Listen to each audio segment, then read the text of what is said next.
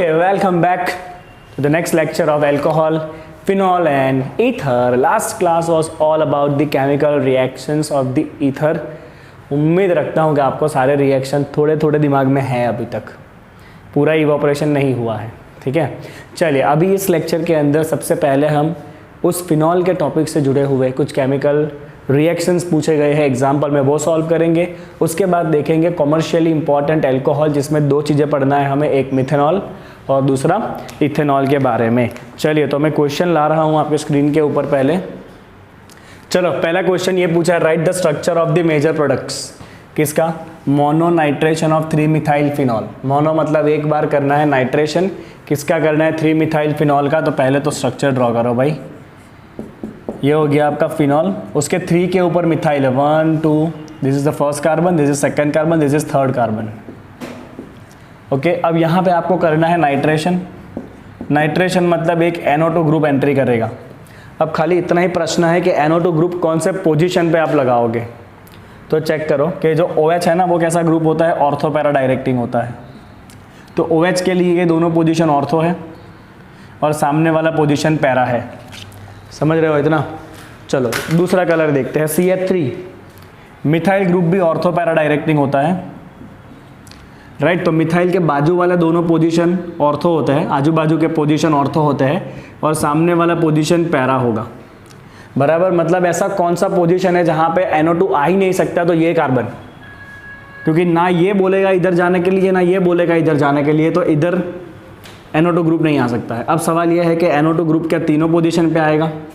3 product मिलेंगे? तो मैं कहूँगा कि नहीं, आपको 2 ही प्रोडक्ट मिलेंगे। आप पूछोगे सर काहे?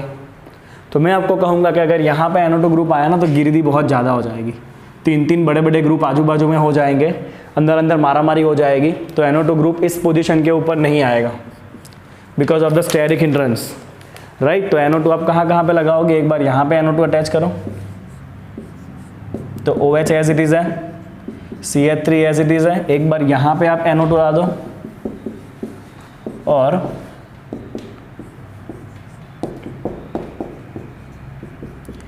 दूसरी बार आप इस पोजीशन के ऊपर लाओगे NO2 ग्रुप को, तो आपको 2 प्रोडक्ट मिलेंगे यहाँ पे by the mono nitration, right. Okay, इस पोजीशन के ऊपर कोई नहीं भेज रहा है और यहाँ पे स्टीयरिक हिंड्रेंस ज़्यादा होने की वजह से ग्रुप नहीं आ सकता है। ठीक है, चलो नेक्स्ट देखते हैं, dinitration of 3 methyl phenol. Dinitration मतलब 2 बार नाइट्रेशन करना है आपको। डाई नाइट्रेशन का मतलब क्या होता है? आपको 2 बार नाइट्रेशन करना है। चलो अगर 2 बार नाइट्रेशन करोगे then what is going to be the product? तो पहले तो बना दो वापस फिनॉल और उसके 3 पे मिथाइल, सेम कंपाउंड है। अब भी हमने देखा भाई, जब थोड़ी देर पहले ही हमने देखा कि यहाँ पे NO2 ग्रुप आ सकता है और एक यहाँ पे NO2 ग्रुप आ सकता है। तो अगर चॉइस है तो दोनों जगह पे NO2 ग्रुप लगा दो, क्या दिक्कत है? लगा दो दोनों जगह पे NO2 ग्रुप। तो आपको 2 बार नाइट्रेशन करना है। हाँ, 2 बार नाइट्रेशन करोगे, चलो OH यहाँ पे, CH3 यहाँ पे, एक NO2 यहाँ पे आएगा और एक NO2 यहाँ पे आएगा। एक और चीज़ अगर आप नोटिस करोगे ना तो आपको पता चलेगा कि ये जो NO2 होता है ना, वो मेटा डायरेक्टिंग ग्रुप होता है, राइट। तो इसके रिलेटेड मेटा पोजीशन कौन सा होता है? मेटा होता है एक छोड़ के, बाजू वाला ऑर्थो, उसके बाजू वाला मेटा और नीचे जो होगा सामने वो पैरा। तो इस NO2 के लिए ऑलरेडी ये आपका मेटा पोजीशन रहने वाला है। कौन सा पोजीशन रहेगा? ये मेटा पोजीशन रहेगा, राइट। तो यहाँ पे आपका दूसरा NO2 ग्रुप आएगा बिकॉज ये NO2 कहेगा आने वाले, देखो ये तो कह ही रहा है इधर NO2 को लाने का, ये भी कह रहा है यहाँ पे लाने का, और जो पहला NO2 आया है ना वो भी यही कहेगा कि भाई दूसरा NO2 तो यहाँ पर ही जा, बिकॉज इसके लिए ये मेटा है आपका, and NO2 is a Meta directing group. तो आपको 2 NO2 इस तरह से मिलने वाले हैं। इतना डिटेल में होता है, it is just not like a drawing कि आपने ऐसे ड्राइंग बना लिया, रट्टा मार लिया और आपको लगा मुझे तो आ गया। It's not a drawing. There are so many things you need to consider while you draw this kind of the thing, है ना। ये कोई आपका फ्री हैंड ड्राइंग नहीं है, कुछ भी बना दोगे। चलो, mono nitration of phenyl methanoate. Phenyl methanoate का मोनो नाइट्रेशन करना है। चलिए लेट्स डू। तो पहले तो OH है, OH मतलब एस्टर ग्रुप है, जिसमें एक आपका फिनाइल ग्रुप है। फिनाइल मतलब बेंजीन रिंग, और मिथाइल के साथ एस्टर है, तो will be like this OCOCH3 हो गया ये phenyl methane OH। This is your phenyl methanoate, right. चलिए इसका आपको करना है नाइट्रेशन।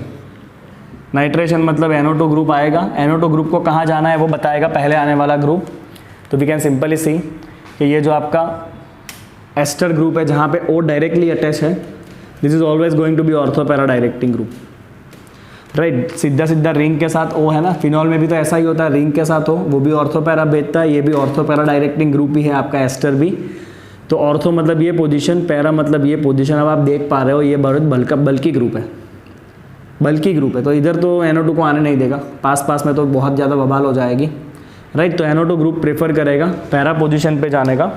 तो आपका जो NO2 ग्रुप है ना वो बड़े प्यार से पैरा पोजीशन पे चला जाएगा, कुछ भी बोले बिना चुपचाप वो पैरा पोजीशन पे निकल लेगा, राइट। ऑर्थो के ऊपर सब्स्टिट्यूशन नहीं होने वाला है, थोड़ा सा बवाल हो जाएगा वहाँ पे। समझ लिया आप इतना? चलो अब इसी टॉपिक से जुड़े हुए कुछ इंटेक्स क्वेश्चन है, सॉल्व करते हैं फटाफट। चलिए तो इंटेक्स क्वेश्चन नंबर 11.6 में कुछ ऐसा कहा है कि आपको 3 रिएजेंट दिए हैं, ZHCl प्लस ZnCl2, ये लुकास रिएजेंट है, HBr एंड SOCl2। इन तीनों रिएजेंट से ब्यूटेन 1-ऑल का रिएक्शन का प्रोडक्ट क्या होगा और 2-मिथाइल ब्यूटेन 2-ऑल का प्रोडक्ट क्या होगा, उसका आपको स्ट्रक्चर ड्रॉ करके देना है। तो बहुत ही सिंपल रिएक्शन है ब्यूटेन 1-ऑल, that is CH3 CH2 CH2 CH2 OH। चलो ल्यूकास रिएक्शन कराओगे तो सब्स्टिट्यूशन होगा, OH ग्रुप निकल के उसकी जगह पे Cl आ जाएगा और कुछ नहीं है। रिएक्शन धीरे होगा बिकॉज ये प्राइमरी अल्कोहल है, बट आपको यहाँ पे ऐसा कुछ मेंशन नहीं करना है, आपको खाली प्रोडक्ट बता देना है। तो OH को रिप्लेस कर दो Cl से। चलिए अगर यही रिएक्शन आपका HBr के साथ है, राइट, HBr के साथ अगर ये रिएक्शन है तो OH की जगह पे Br आ जाएगा, CH3 CH2 CH2 CH2 Br, और ये H के साथ निकला हुआ OH चला जाएगा, दैट इज H2O, राइट। यहाँ पे भी जो Cl आपका निकला है, जो OH आपका निकला है वो H के साथ जाएगा, तो यहाँ पे आप भी मेंशन कर सकते हो H2O, you can mention it here, right. चलो यहाँ पे SOCl2, इसका भी सेम काम है, ये सब आपने ऑलरेडी किया था preparation of hello alkane compound के अंदर, ये सारे रिएजेंट थे। SOCl2 इज थायोनाइल क्लोराइड, क्या होगा OH निकल के Cl आएगा, CH3 CH2 CH2 CH2 Cl, और याद करो तब वहाँ पे हमने ऐसा लिखा था कि SOCl2 is the best reagent to prepare the haloalkane compound, क्योंकि इसके 2 बाई प्रोडक्ट जो है वो दोनों गैसेस बनेंगे जो सिस्टम में से एस्केप कर जाएंगे। ये हमने वहाँ लिखा था, ऐसा याद आना चाहिए पढ़ते वक्त। चलो यहाँ पे 2-मिथाइल ब्यूटेन 2-ऑल, ब्यूटेन, राइट, और 2 के ऊपर ही 2 चीज़ें हैं, सॉरी ब्यूटेन कहाँ पर, हाँ ऑल भी 2 के ऊपर है और मिथाइल भी 2 के ऊपर ही है। चलो तीनों के तीनों प्रोडक्ट आप लिख देना बच्चों, कुछ नहीं करना है आपको। OH को निकाल के खाली क्या डाल दोगे, उसकी जगह पे Cl डाल दोगे, तो लिख दो एक प्रोडक्ट। चलो CH3 CH CH3, ये OH की जगह हो गया Cl, और बाई प्रोडक्ट आएगा HCl, right.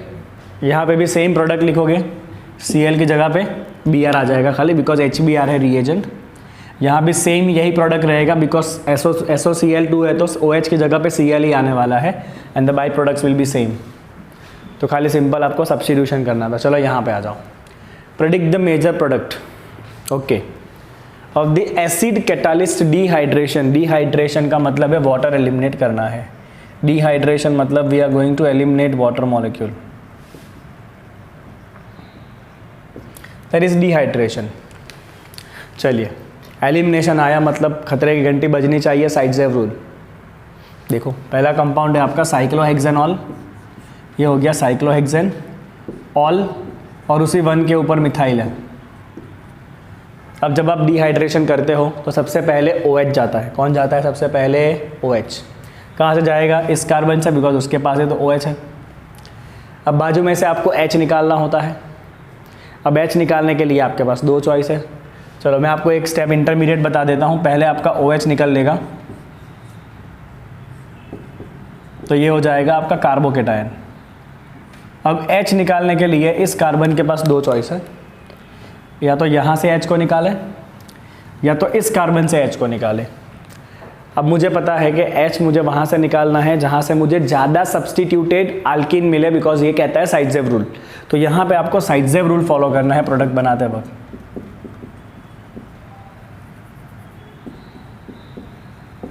And I will go with removal of hydrogen from this carbon because this will give me more substituted alkene, right? तो CH3 को रखेंगे as it is,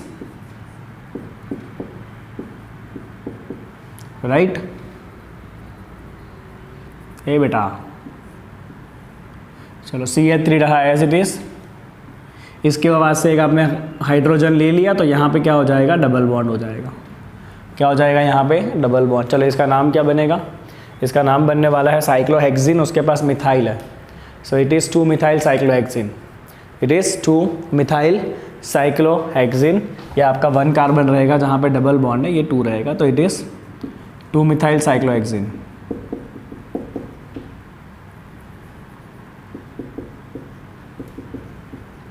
it is 2 methyl cyclohexene, that is a product. चलो next देखो, butane 1-ऑल का dehydration करना है। Butane CH3 CH2 CH2 CH2, 1 के ऊपर ही ऑल है, डिहाइड्रेशन करोगे एसिड डालेंगे हम कॉन्सेंट्रेटेड, ये सिंपल है एकदम।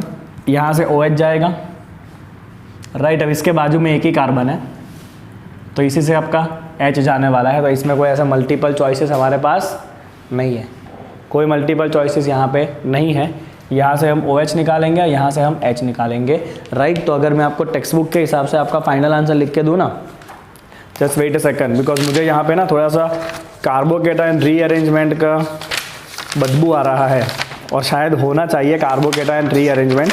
लेट अस सी के इन लोगों ने बुक में फाइनल प्रोडक्ट कौन सा दिया। देखो बुक में कार्बोकेटायन रीअरेंजमेंट नहीं किया है, राइट। तो यहाँ से आपका OH जाएगा और इससे आप H निकाल दो, तो इन दोनों के बीच में डबल बॉन्ड बना लो। बट अगर ये क्वेश्चन बच्चा एंट्रेंस एग्जाम में है ना, अगर एंट्रेंस एग्जाम में ये क्वेश्चन है, दिस इज ब्यूट 1-इन, अगर ये आपका एंट्रेंस एग्जाम में क्वेश्चन है ना, तो आप अलग से थोड़ा दिमाग लगाओगे, कार्बोकेटायन को रीअरेंज करोगे, कैसे करेंगे। ये है आपका CH3 CH2 CH2 CH2, यहाँ से OH जाएगा तो ये बना प्लस, ये प्राइमरी कार्बोकेटायन है, हमें पता है प्राइमरी कम स्टेबल होता है, तो एक हाइड्रोजन शिफ्ट होकर बाजू में आता है, this is called as hydrogen shift. ये मैंने आपको सिखाया है बहुत बार। एक हाइड्रोजन को शिफ्ट करो तो क्या बन जाएगा, ये CH3 CH2 CH प्लस, इसने हाइड्रोजन दे दिया तो प्लस इसके पास आ जाएगा और ये न्यूट्रल हो जाएगा CH3। और अब क्या होगा, अब आपके पास 2 चॉइस है हाइड्रोजन निकालने के लिए, या तो यहाँ से या तो यहाँ से। हम ऑलवेज अंदर के साइड से हाइड्रोजन निकालते हैं, ठीक है, अकॉर्डिंग टू द साइडजेव रूल, ज़्यादा सब्स्टिट्यूटेड आपको प्रोडक्ट मिलेगा। This is CH3 CH double bond CH CH3। तो सही में इसका आंसर ये होना चाहिए, ब्यूट 2-इन, इसका सही आंसर ये होना चाहिए ब्यूट 2-इन। बट टेक्स्ट बुक के हिसाब से ही आप एग्जाम में लिखोगे, अगर बोर्ड एग्जाम में आया तो you will go with but 1-इन। चलो इतना आपका जैसे ही हो जाए तो फटाफट एक स्क्रीनशॉट कर लो। अब हम बात करेंगे about the commercial important alcohol के बारे में। ओके चलिए कॉमर्शियली इंपॉर्टेंट एल्कोहल के बारे में बात करते हैं। कॉमर्शियली हमें 2 इंपॉर्टेंट एल्कोहल यहाँ पे पढ़ने हैं, एक है मिथेनॉल 1 कार्बन वाला एल्कोहल, दूसरा है इथेनॉल 2 कार्बन वाला एल्कोहल। पहले हम बात करेंगे अबाउट द मिथेनॉल। मिथेनॉल, चलिए फॉर्मूला से तो आप एकदम से ऐसे माहितगार होंगे, दैट इज CH3OH। चलिए मिथेनॉल का नाम है वुड स्पिरिट। मिथेनॉल को हम वुड स्पिरिट भी बुलाते हैं। वुड स्पिरिट इसलिए बिकॉज मिथेनॉल पहले बनाया जाता था by destructive distillation of wood. Wood को डिस्ट्रक्टिव डिस्टिलेशन से मिथेनॉल निकलता था, इसलिए उसको वुड स्पिरिट कहते थे, राइट। क्यों? Because it is obtain bye destructive distillation of wood, right, that is why it is called as a wood spirit। चलिए अभी आप कैसे बनाते हो, रिसेंटली वुड में से नहीं बनाया जाता, रिसेंटली उसको केमिकल रिएक्शन से बनाते हैं। तो कार्बन मोनोऑक्साइड गैस को करते हैं हाइड्रोजिनेशन, कुछ पर्टिकुलर कंडीशन है वो ध्यान रखेंगे। कार्बन मोनोऑक्साइड गैस का हाइड्रोजिनेशन करेंगे। क्या करेंगे? हाइड्रोजिनेशन, मतलब कार्बन मोनोऑक्साइड में हाइड्रोजन गैस ऐड कराएंगे। गैस याद रखना, मिथेनॉल बनाने के लिए कार्बन मोनोऑक्साइड का हाइड्रोजिनेशन करते हैं। इसका कैटालिस्ट एक स्पेसिफिक है ZnOCr2O3। कौन सा कैटालिस्ट है? ZnOCr2O3 कैटालिस्ट है। टेम्परेचर प्रेशर भी हाई रखने हैं आपको, 200 से 300 एटमॉस्फेयर प्रेशर रखना है और टेम्परेचर रखना है बहुत ही ज़्यादा, 300 से 400 degree Celsius, that is 573 to 673 kelvin. Simple सा रिएक्शन होगा दोनों के बीच में and you will get your require methanol, CH3OH आपका बन जाएगा। राइट, तो this is the method of preparation of the methanol जो करंटली यूज़ किया जाता है लेबोरेटरी में बनाने के लिए। चलो मिथेनॉल के कुछ प्रॉपर्टी लिखते हैं। कलरलेस लिक्विड है,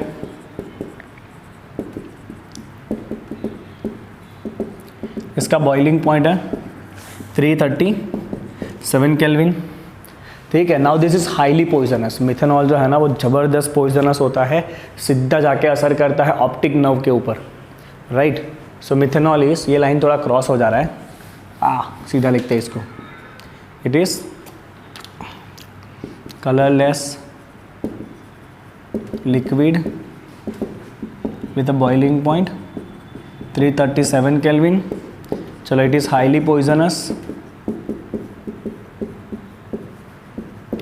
Right, ingestion of even small quantities of methanol can cause blindness and large quantity can even cause death. So it can cause blindness, अगर थोड़ा सा गया बॉडी में तो अंधे हो सकते हो, और अगर ज़्यादा क्वांटिटी में चला गया तो it may cause to the death also. ठीक है, चलिए मिथेनॉल इज यूज़ क्या है उसका, तो मिथेनॉल का यूज़ है solvent in a paints, varnish and chiefly for making formaldehyde. तो इसके 2-3 यूज़ हैं, solvent for paint and varnish. Varnish मतलब जिसको हम प्यार से कहते हैं पॉलिश, लकड़े पे जो पॉलिश करते हैं ना, right, and also for preparation of formaldehyde.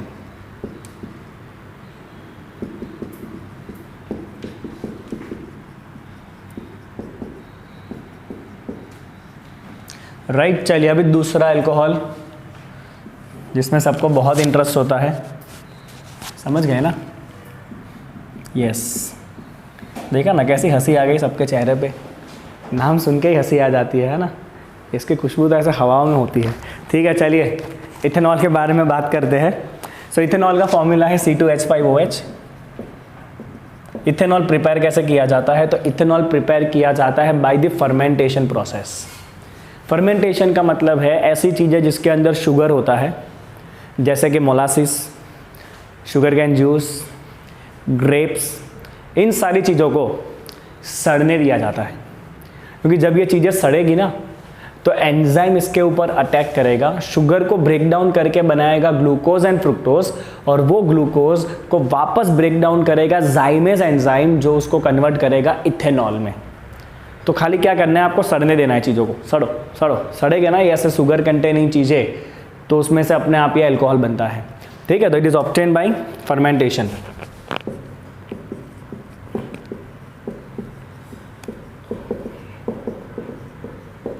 Right, चलिए किसका फर्मेंटेशन करेंगे, तो sugar containing things, that is C12H22O11, this is sugar. Sugar कहाँ से आएगा, मोलासिस या फिर शुगर कैन जूस, और it can be from grapes. Grapes में बहुत ज़्यादा शुगर होता है, राइट। तो उसको सड़ने दिया जाता है। उसको सड़ाने का काम कौन करेगा, इन्वर्टेज करेगा।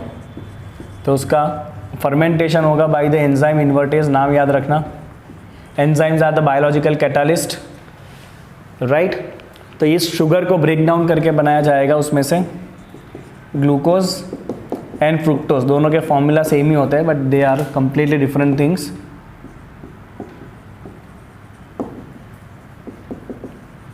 राइट, और अब ये ग्लूकोज वाला जो पार्ट होता है ना, उस ग्लूकोज वाले पार्ट को और आगे फर्मेंट करता है zymase, and you will finally get the ethanol. Right, तो ये जो आपका पार्ट है C6H12O6, इट इज फर्दर